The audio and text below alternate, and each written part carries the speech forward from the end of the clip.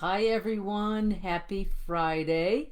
Um, I was thinking today about a favorite word I have, and actually, I use this word in my coaching model when I did my coaching certification, and I um, used it as the acronym of grit, growth, resilience. Um, in, in, um, Gosh, it's been a while since I've talked about it. Growth, resilience, inquisitiveness, and trust to kind of help um, create my model. And also, I wrote a paper on developing your grit, growing your grit, and the word grit itself, it's about resilience. So Angela Duckworth, um, a researcher, and has done actual research, scientific research on the quality of grit, and that the idea that grit is the passion and resilience um, to achieve long-term goals. And it's the idea of the people who are really successful and who really get far aren't necessarily all the talented ones, but they're the ones that have that grit and resilience to kind of dig in when times get tough, and keep going and grow and learn from their mistakes. And they have that kind of growth mindset of really learning, growing, achieving, moving forward through it and going further. And um, in the paper I wrote, it was about growing your grit and finding your grit. I talked about the fact that we've all had, and some of us more than others, for sure, but at least all of us who are adults have gone through some sort of struggles in our lives. It's just, you can't go through life without having some struggles. And then when we get in a new struggle, we get so caught up in the struggle and we forget that we have skills and resources and resilience and grit that we used in the past to get through the struggle, that we were able, you know, even when we were in the worst of our struggles and didn't think that there was a possibility to get to the other side of it, we did. You know, um, and it may have taken a long time.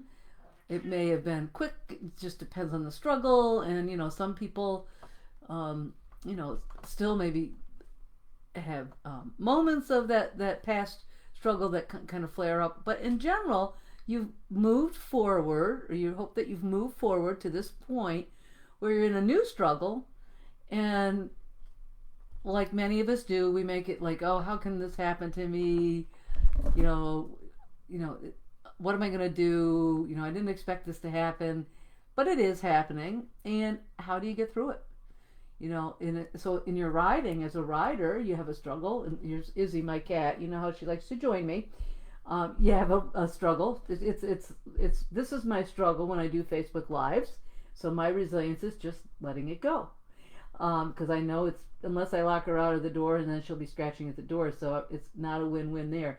So anyway, so in your writing, so you have something you're struggling with, you get stuck with, and you get so stuck in the idea of being stuck that you forget to tap into the resilience and the tools that you've used in the past to move through rough times.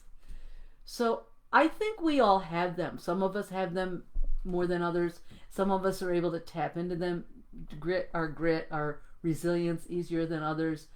But I do think we all have that quality to a degree.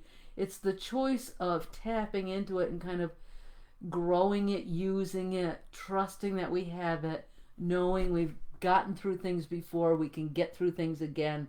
That, um, even though in the moment right now this maybe feel like, oh, why is this happening to me? And I can't believe I'm stuck in this place for whatever reason. It could be big or small, but you think you're in the struggle, and why doesn't it improve?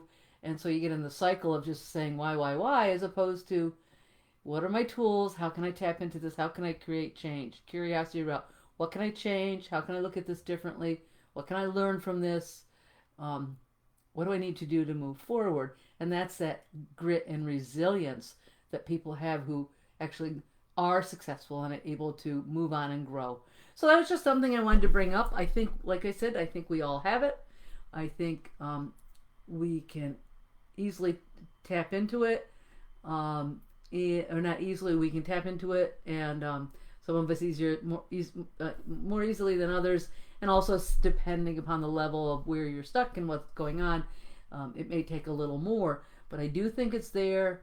I do think and I try to remind my clients that when they're in sometimes really kind of tough places, that I'll try to bring up, if particularly if I know them enough to know they've had something in the past that they've managed to come through in such an amazing way, to go, you were able to do something before when you were in a struggle that was big, so how can you move forward now?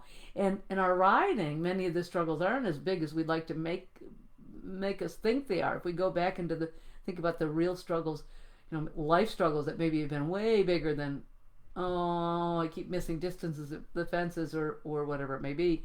I'm struggling with my cancer transition, and we can make it so big, and then remember, I got through a lot tougher times than this, so let me pull myself up by my bootstraps, dig in to see what tools and skills I need to get through this, and make it happen. So anyway, just a thought about that. It's a favorite word of mine.